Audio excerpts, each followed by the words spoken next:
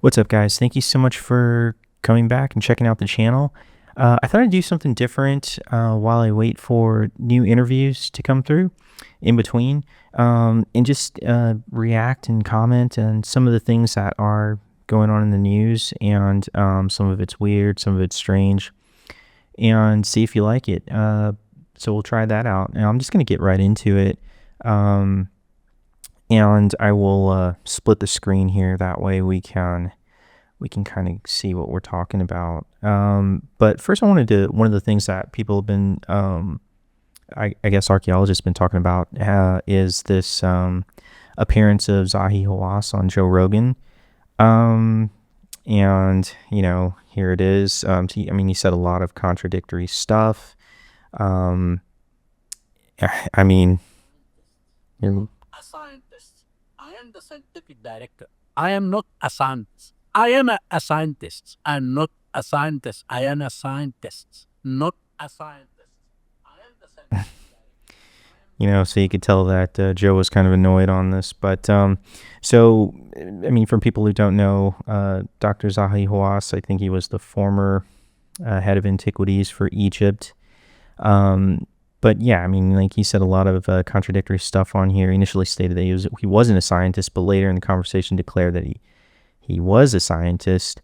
A lot of inconsistencies raised, and the questions about his self-perception and nature of his expertise. So he's kind of known for, suppressing a lot of archaeological finds. One of the things that was kind of annoying was also that kind of had this, I discovered this first, and I did this, and I did that first, so it was kind of annoying. It's very dismissive on a lot of the alternative theories. He firmly rejected theories suggesting that ancient civilizations possessed advanced technologies, or that extraterrestrials were involved in constructing the pyramids.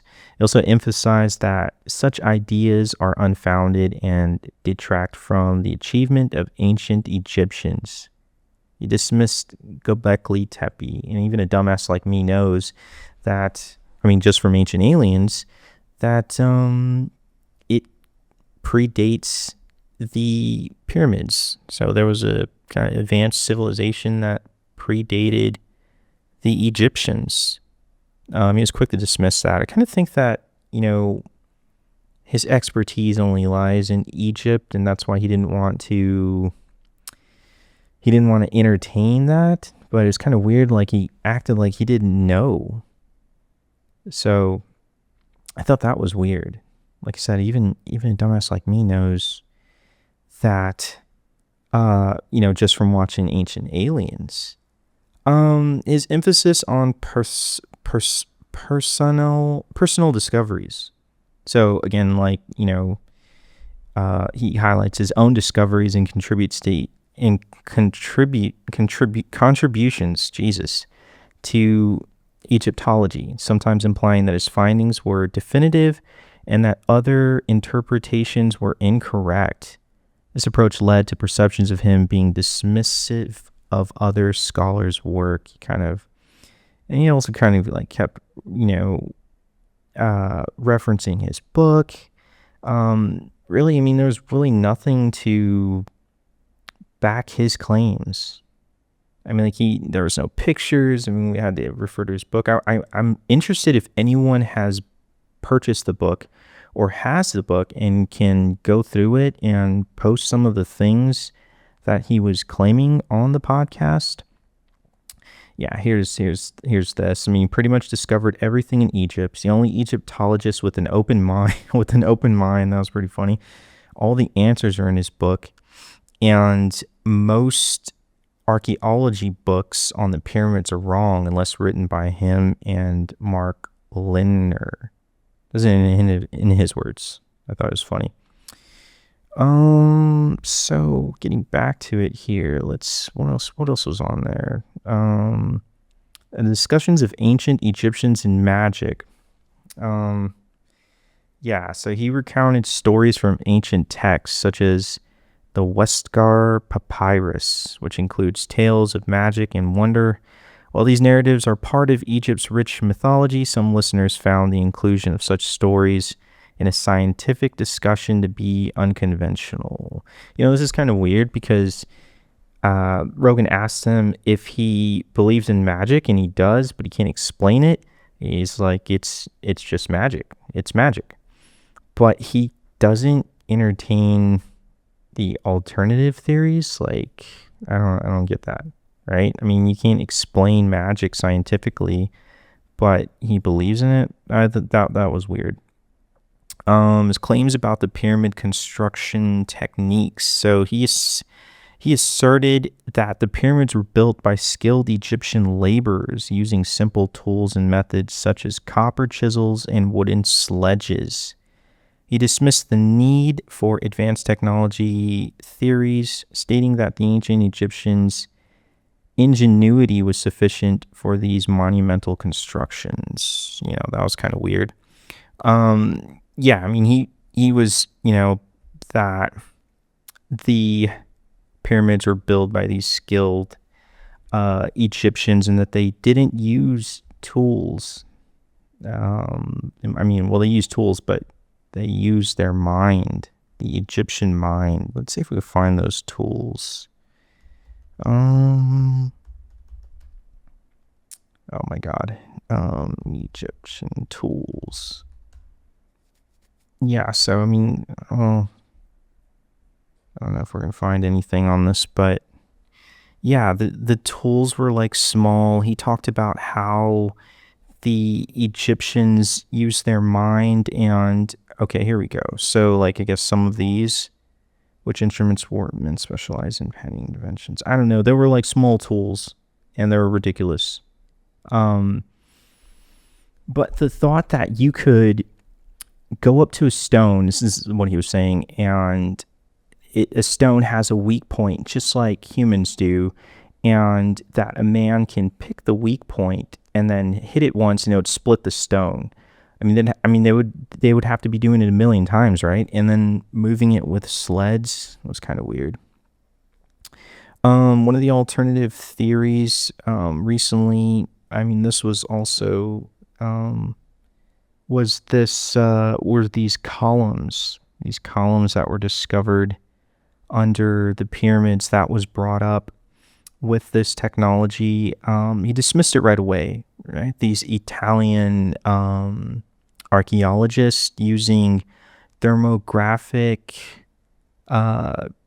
some type of thermo from satellites that indicated these giant pillars that go all the way down to the bedrock. And he was really quick to dismiss that and called it bullshit. And also that it couldn't see that far down.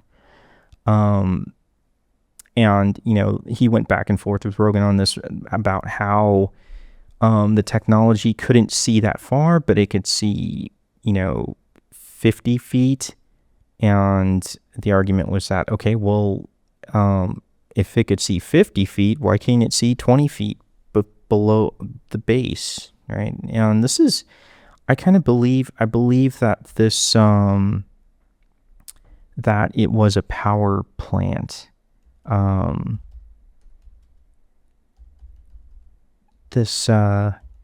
it operated as a power plant. I don't think that it was this whole, that he called it a national project. So they worked on this for the afterlife. But I believe Christopher Dunn, his theory makes a lot of sense to me. The Giza Power Plant, if you haven't checked out this book, here it is. The Giza Power Plant. He suggests that those chambers and things operated for power. So I'm kind of buying that. I don't, I kind of don't believe that it was just made for the pharaoh to ascend to heaven. And this whole idea that men moved these giant stones and then sat there and found the weak points to split the stones, and then it just, I don't know. He didn't really answer. but it was very entertaining to watch for sure. What's this link? Yeah, so we have this. This is a good illustration of what's going on here.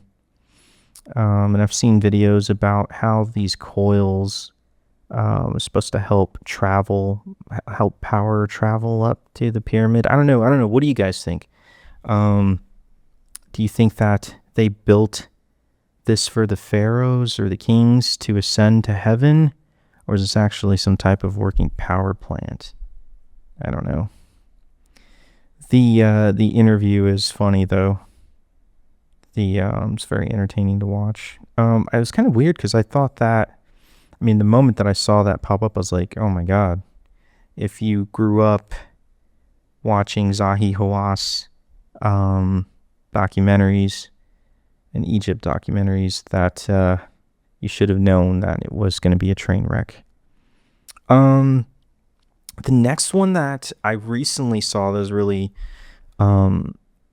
interesting was Michael Brown, the new whistleblower on the Weaponized podcast with Jeremy Corbell.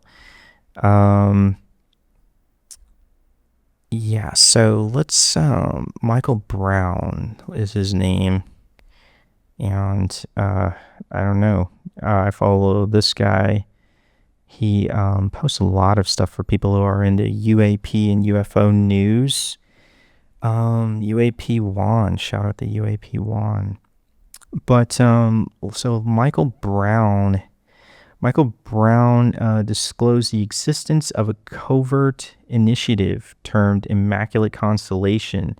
He alleged this unacknowledged special access program under the executive branch. This program purportedly utilizes artificial intelligence to scour classified military and intelligence databases for evidence of unidentified aerial phenomena, including images and videos. Anonymous craft. Brown compiled his findings into a report, submitted to Congress, aimed to shed light on the extent of the U.S. government knowledge and handling of UAP encounters. So he was working at the Pentagon, and according to him, the Pentagon has like an internet. It's like a secret internet. And while he was filing and labeling files, he came across this special access program. So Michael Brown, who is he? He's a contractor. What is he saying? Whistleblower. Let's okay. I had found a bunch of stuff on here.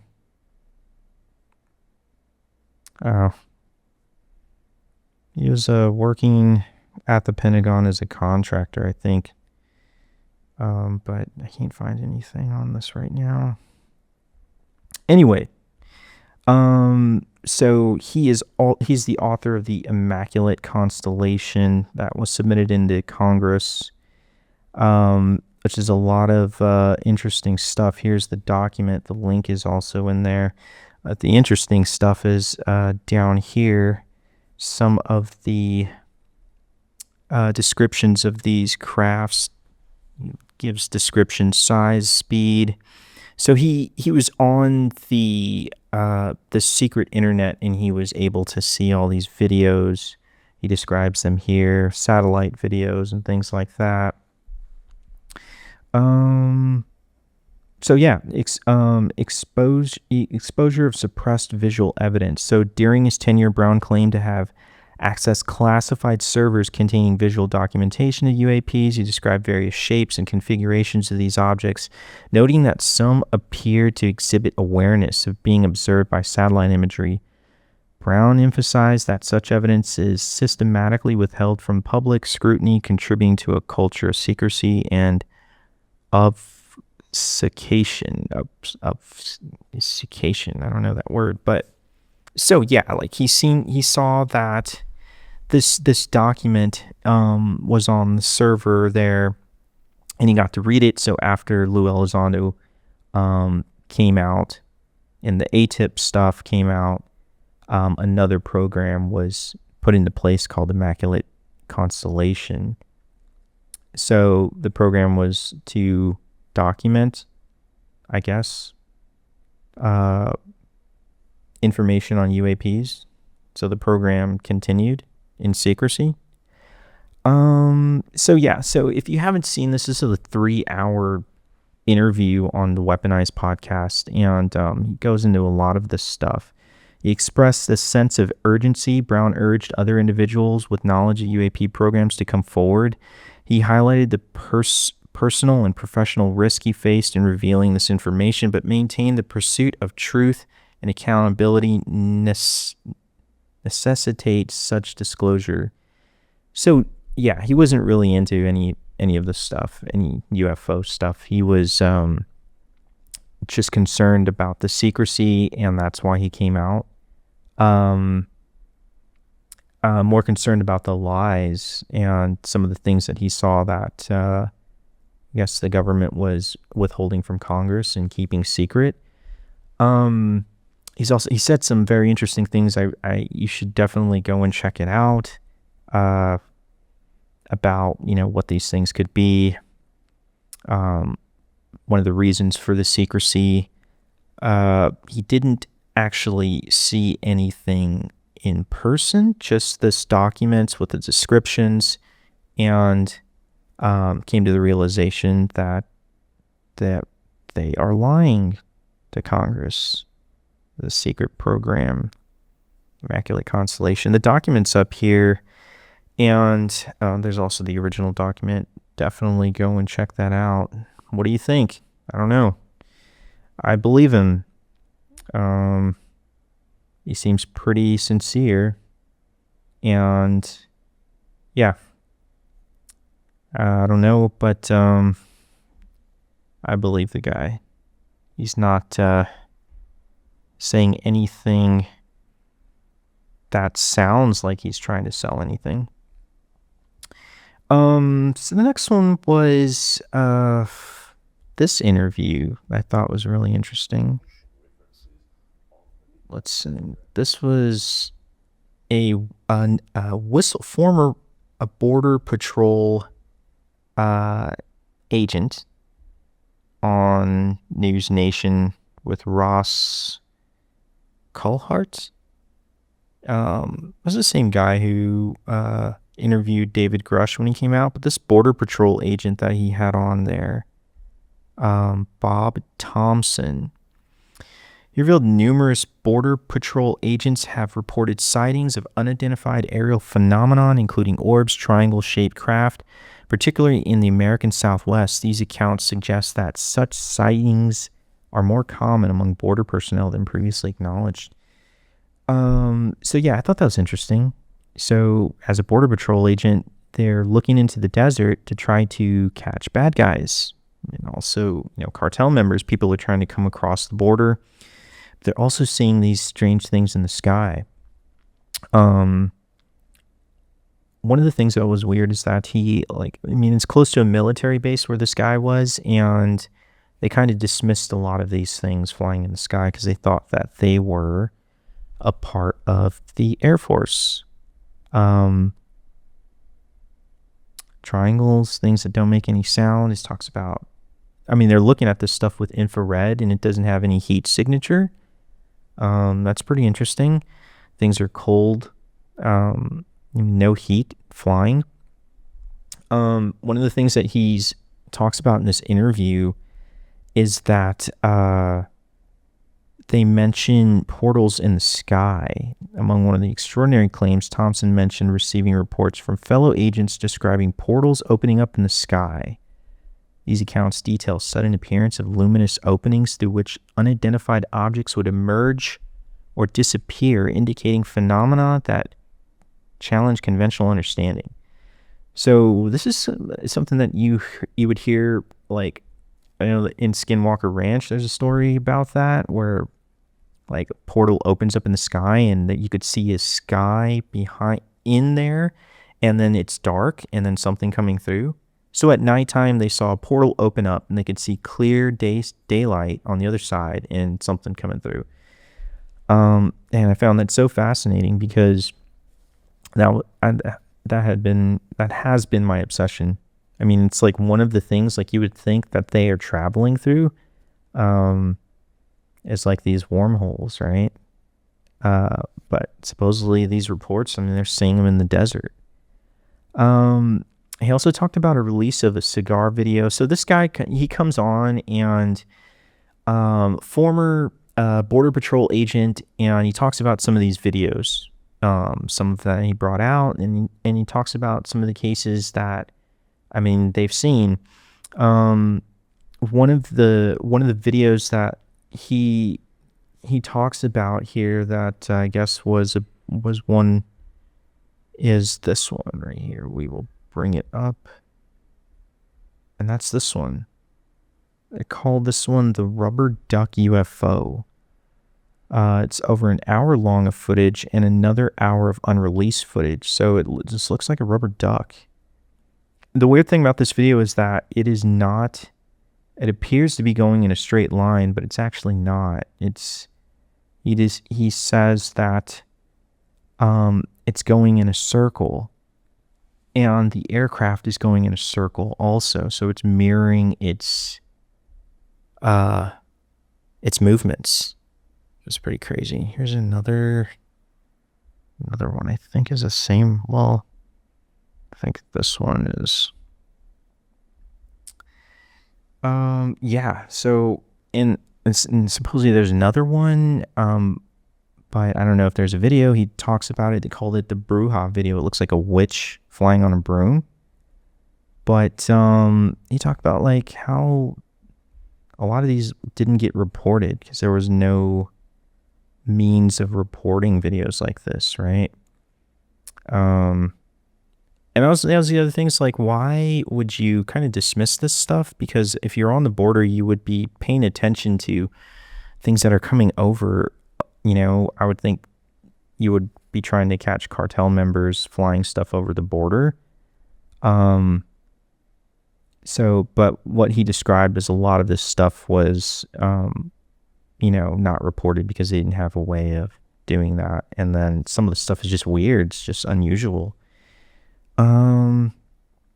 So yeah, he discussed the difficulties faced by agents in reporting UAP sightings, right? Citing lack of clear protocol and potential stigmatization. He emphasized the need for institutional mechanisms that allow for systematic documentation and investigation of such incidents without fear of ridicule and or reprisal. Yeah, I agree with that, right? I mean, there's too much stigmatization around this topic already. I do think that that's changing the more this stuff is coming out into the public. And it's always annoying to see like local news reporting on this stuff with a snicker. It's like they don't really take it serious. They also talked about the implications of national security and public awareness. So in his interview, he underscored the potential national security implications of UAPs operating restricted airspace. Thompson and Coulthard advocated for increased transparency and public awareness, suggesting that a broader understanding of these phenomena is essential for both security and scientific inquiry. I think that Ross was like really reaching in this interview. He was asking him questions that I don't think that he had the answers to, right? Especially he's a former Border Patrol agent, and his like ability to, I don't think he had a super classified clearance. It was just, questions like, do you believe that they are hiding this technology and this and that? And I just felt he was reaching, but he didn't know. One of the things that I thought was cool though was I learned stuff that I didn't know about the Sedona desert, or, that these vortexes It's an area of energy, right? It's known for spiritual energy vortexes, geological points believed to emit power, electromagnetic energy. And many believe that these vortexes can open gateways to other dimensions or attract extraterrestrial craft. Most famous sites include Bell Rock, Cathedral Rock, Airport Mesa, Boynton Canyon. Some researchers speculate that the unique energies of these areas may act like a beacon or portal for UFOs. I thought that was really interesting.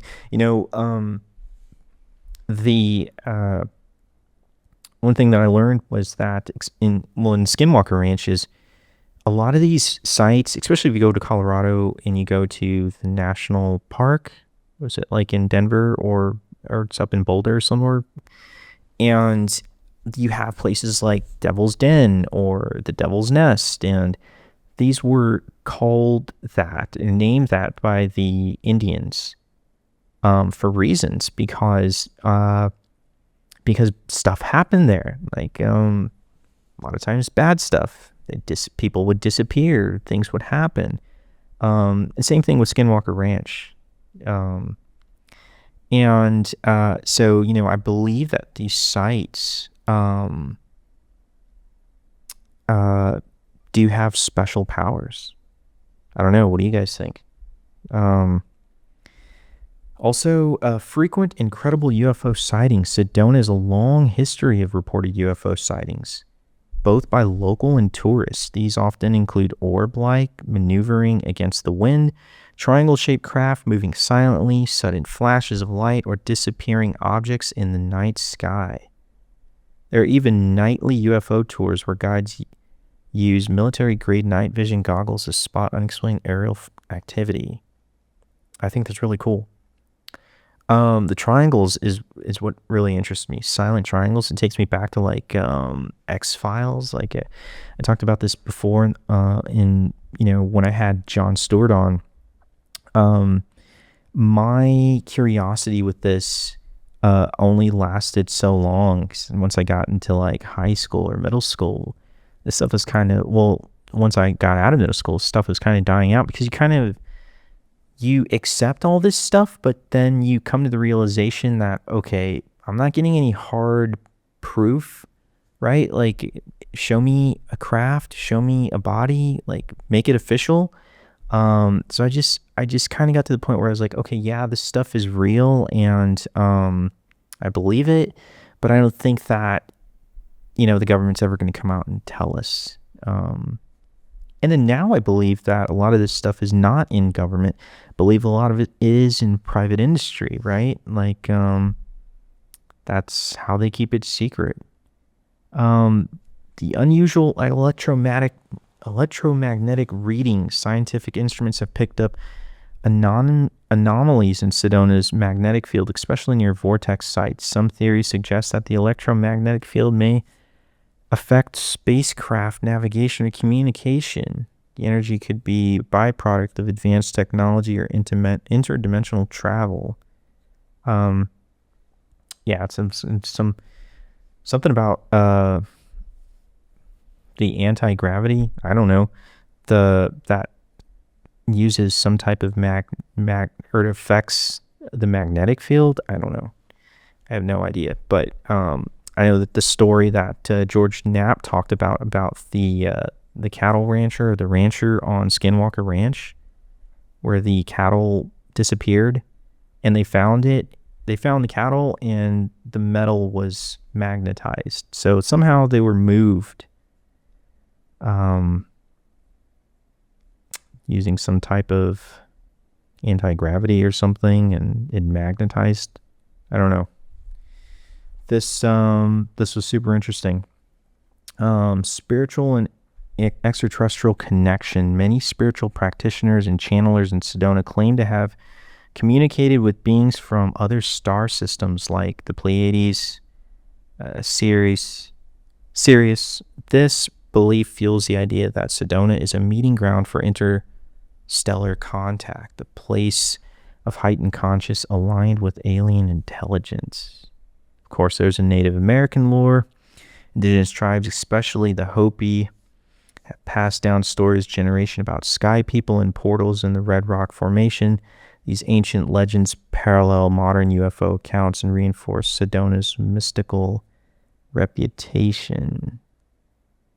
Yeah, and you know what I found recently that like the Grand Canyon, like there's stuff in the Grand Canyon that's owned by NASA, places that you can't go to, and it makes me think about like stargates and stuff that they found out in the desert. I don't know. What do you guys think?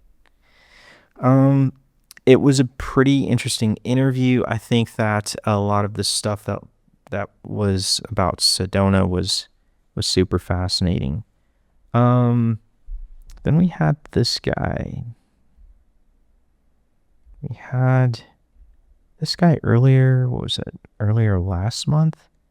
Eric Davis tells Congressman Brolinson he's aware of 4 alien species: Greys, Nordic, Insectoids, and Reptilians. What in the fuck? I've been thinking about this. The sound isn't really good on this. It's like he wasn't talking in the microphone. Are they multiple species? Are they what was their size? And how many are usually on a craft? They're typically the multiple species people are familiar with, the Greys, the Nordics. People were talking about reptilians and insectoids. It's not that they're reptilian or insectoid, it's that they resemble to the recipient of reptile or insect type humanoid, because they have this a head and 4 limbs and torso.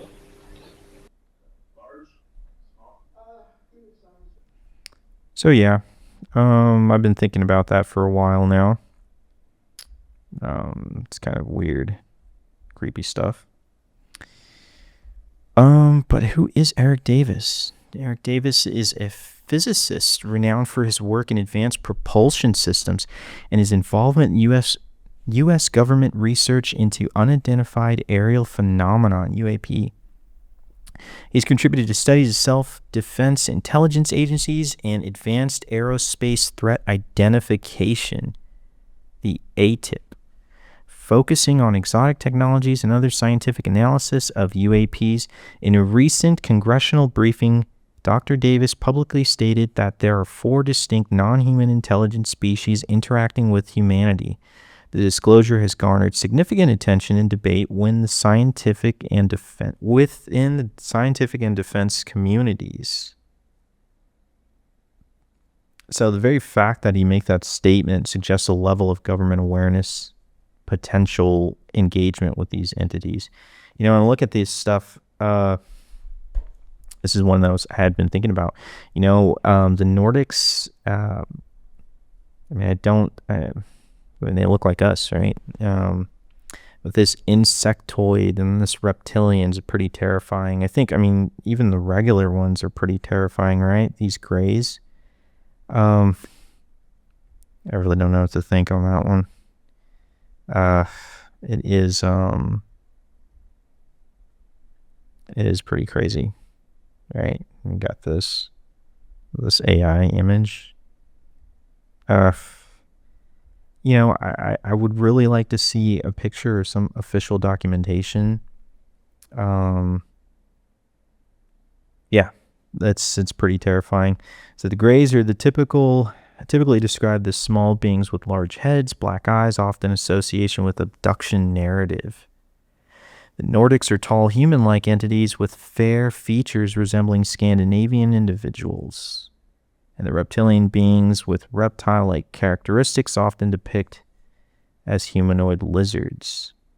Insectoid entities resemble insects such as mantises, reported in various close encounter accounts. These classifications align with long-standing reports in ufology and have been subject of speculation and study for decades. Yeah. I don't know. What do you guys think? You believe this guy? Scientific implications. The existence of multiple non-human species would have a profound effect on our understanding of biology, physics, and cosmology. I definitely think so. It's like, how would you even begin to, like, it would just throw a monkey wrench in the whole. Like, I believe that we are the product of accelerated evolution, right? I think that they had a hand in this. I think that these creatures, they played a significant role in our evolution. And that's a hard one. That's a hard one to think about. Because it's like, why? What was the reason, you know? And it has religious implications and things like that. It always makes me think about this scene. Can we hear it? Because of a map you two kids found in a cave, is that right? No. Yeah. No, not a map. An invitation. From whom? We call them engineers. Engineers? Do you mind telling us what they engineered? They engineered us. I always like that one. They engineered us. So, yeah, I mean, what do you guys believe? What do you think? So, public disclosure, the revelation raises questions about transparency and the extent of information withheld from the public. Right? If this guy knows that there are 4 different types of species. Cultural impacts. Such disclosure could influence global cultural religions and social, I don't know, social structures. I'm still not sure how it would affect us religiously. I think people, and I've talked to people about this, about like, okay, so what would happen? What would you believe? Would you still believe? Would you still go to church? Do you still believe in God? And most people say, yeah, because if somebody created them and, well, if they created us, who created them, right? So, I mean, you would still have religion, I guess, to still believe in something. I mean, if they did create us. Security concerns, interactions with non-human intelligence pose potential risk and necessitates discussion on defense and diplomacy. Well, yeah. The Michael Brown interview, he talks about how, I guess he believed that, and I could have gotten this wrong, as I've been watching so many interviews that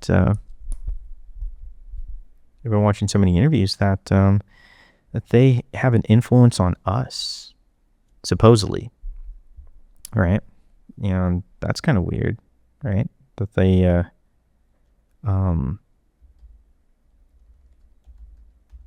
influence us. I'd been thinking about this, I'm thinking about this for a long time, that if these creatures, that they've been here, that this is not our home, it's their home, and we just live in it.